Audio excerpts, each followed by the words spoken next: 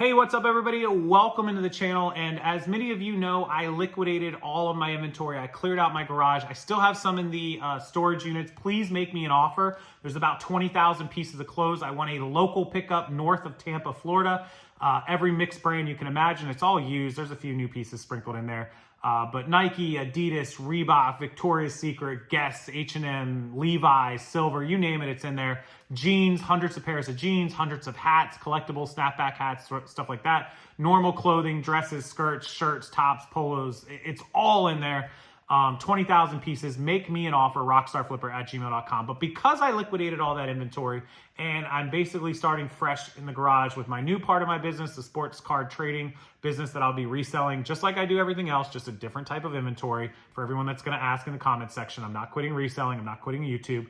I figured this was a great opportunity to show you exactly how, if you're a new seller or somebody who's got a little experience but not a lot, or wants to organize or clean up your operation, the best way to start with your inventory system, your SKU numbers, and your operation if you just started out or if you just are trying to get it organized and get it right, how I would go about it, how we do go about it, and how we are going to go about it in my cleaned out garage. So let me take you over to the garage and show you exactly how we're going to do it. And this system will work for any type of merchandise: clothing, collectibles, trading cards, comic books, postcards, you name it, electronics, remote controls. It will work for any of them. So let's go over there and I'll show you exactly how you should do it, along with the screenshots from eBay when you're making the listings, so that you know how we transfer that inventory over into eBay and get it rolling. Let me show you guys and you aspiring resellers exactly how to manage your inventory start to finish. All right, so I'm here in my garage. I'm gonna show you exactly how we would do it if we were starting fresh. I already have some bins, but I'm gonna show you exactly what we would do with bin number one, and I'll put screenshots up of our eBay account over here so you can kind of see what the SKU would look like. So you need the first thing as storage shelves, whether it's garage storage or you could have a bookcase in your spare room.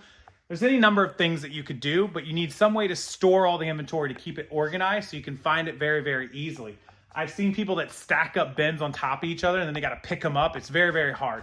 As opposed to if this is your bin 3 and you need something out of it, you just pull it, grab what you need, put it back in, right? The second thing you need is bins. You need some way to separate the items. These are our hockey cards, so they're eventually going to be what we have covering all of these shelves, but in the meantime, we have a few clothing bins and remote bins. And then you're going to label them. So let's say that this is your first bin. You can label this bin A or bin 1, whatever you choose to do. Let's say that you decided you're going to sell remote controls, right?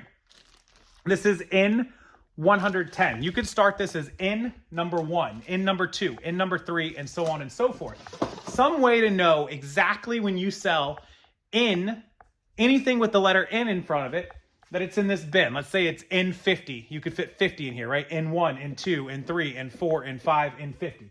Bam. And then you're going to go to LMNOP or whatever the next one is. This could be bin 1 and this could be bin 2, right? Bin A, bin B, doesn't matter. However you want to do it. And then you'd have the same thing. So when you sell that item, instead of having to look through all this stuff, I think the dog came to join me. Hey, Chewy, what's up, buddy? You exploring the garage because it's empty? When you sell that item, you know to go exactly to this bin, and it only takes you a couple of seconds to find the item that you need, rather than having to dig through all these bins, especially when you end up getting to all these storage shelves filled and you have like 50 bins.